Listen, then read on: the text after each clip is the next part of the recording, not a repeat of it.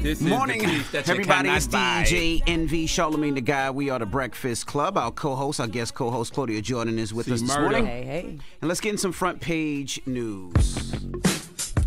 Now, the Michigan State gunman, Anthony McRae, his father believed he turned evil after his mom died.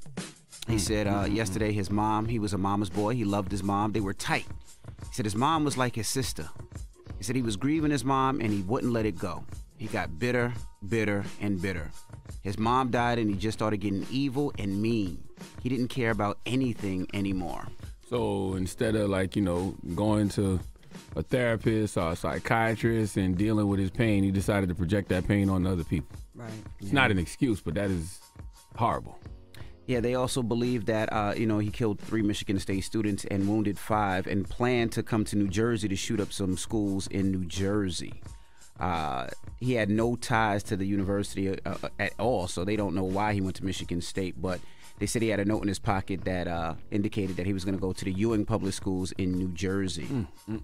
I don't get that I get hurt people, but hurt people know what it feels like the most. Yeah. You know what I mean? And to just put that on someone else and to cause even more pain is just, I don't get it. That's why I be telling folks to invest in their mental wealth, because that brother needed help. That brother needed therapy. That brother needed grief counseling. He needed to learn how to figure out how to properly deal with his pain, right? Instead of going to project it on other people.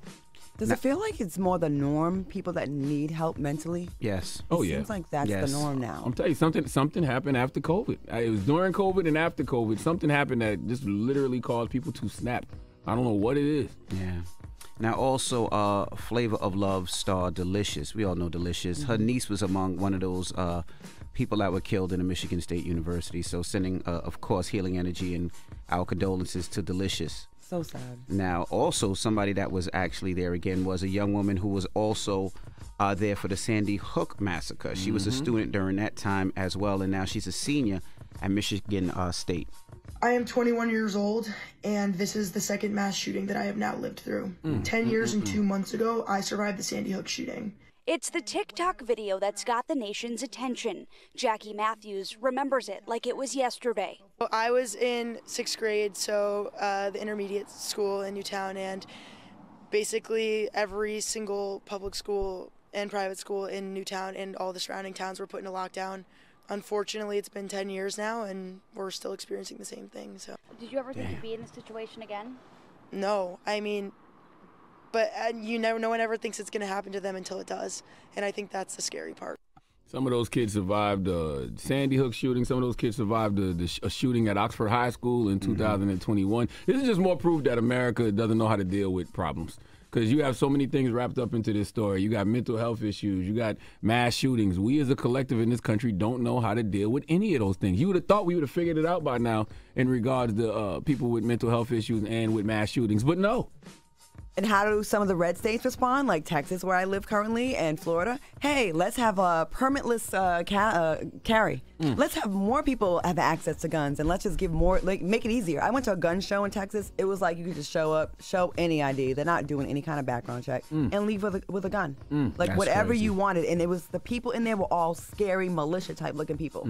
Well, here in the tri-state, I mean, you actually have to go to the precinct. You have to get approval from the precinct to actually buy a firearm, and then if you want a permit, they have to call 3 people that's not your relative, where they have a long conversation with those individuals, whether it's another officer, a family friend, somebody you worked with, and then they still have the right to deny approve. They look at your records to see if you had traffic stops, to see if you have any violent anything, whether it's 20 years ago or not. So they do the research. But why would you talk to 3 people who not somebody's relative, though? Because in this situation, if they would have had a conversation with this man's father, the father would have told them, no, hell no. Well, let me rephrase that. They have to have 2 people that's not your relative, because, 2 people. But why would you talk to somebody who's not the relative, though? I would want to talk to somebody who's close to him, who sees him all the time, like who knows what this person is going through. Because it seems to me only maybe the father would probably know truthfully what that young man was going through. Maybe they think family will lie for him. Maybe. Yeah, they think the family would lie for you, because in a couple of my cases they called my dad. Yeah, and they should. And my dad, he's a retired police officer, so he was able to have the necessary conversation to get me approved. Are people lie to their family? Like, what if I was that young man and I wasn't telling everybody how I felt about my mom's passing? What if I was only confiding to my father father? What if my father's the only person who knew the pain I was going through? You know?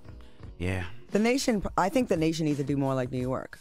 Yeah. As far as that strictness. I know people say here you get caught, you what, 5-year minimum? 3 years. Yeah, 3 years New York, 3 years New Jersey. And then Texas, it's literally anything goes. Anyone can have a gun. And they do. You know, they have strict rules. The only problem with the rules is that they update them so much you just don't know what it is. And like I know in New York, New Jersey, if you have a concealed license, which is very difficult to get, you can't carry it in schools, state buildings, anywhere where there's a large access of people.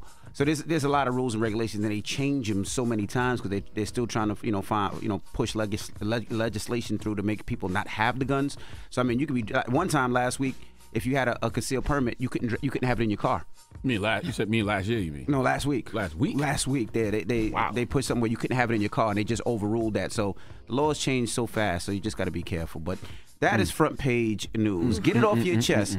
800-585-1051. If you need to vent, hit us up right now. Phone lines are wide open. Let us know how your Valentine's was. Was it good? Was it bad? Did you enjoy? Did you not? Did you get some? Maybe not. Maybe you did.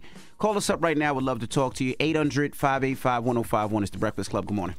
Wake that ass up early in the morning. The Breakfast Club.